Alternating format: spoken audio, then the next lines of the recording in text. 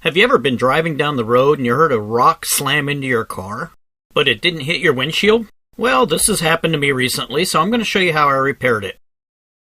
After scouring the car looking for damage, I finally found it right here. That rock must have been really moving. It actually bent the metal frame of the door. And as you can see, once the paint's removed, it does not take long for the rust to set in. I think I can repair this, while still meeting my "does the car look good from 10 feet away" rule. Number 1, and probably most important, lower the window. You don't want to damage it while you're pounding on this door to flatten it back out.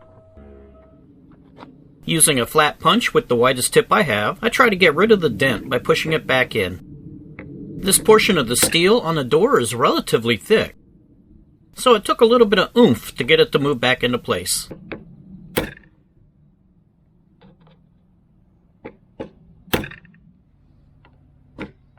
Finish up with a whole bunch of light taps while you're trying to get that metal smoothed out the best you can.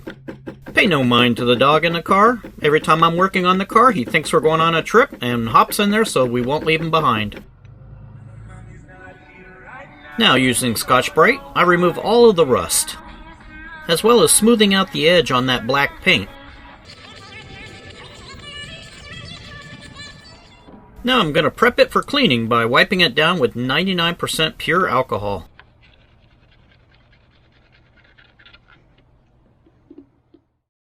Okay, I'm ready to paint, but first let's review what I've learned, since this is the first time I've ever done this kind of repair.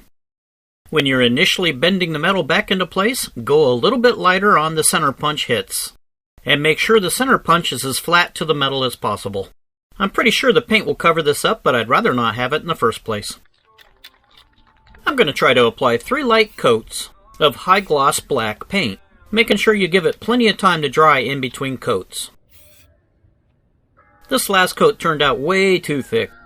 But like I say, it worked. Who's our best customer? Rework is. It's time to cross your fingers and remove all the paper.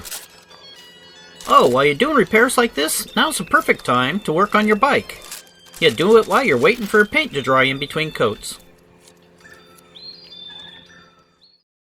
And there you have it, a successful amateur repair job on the rock chip.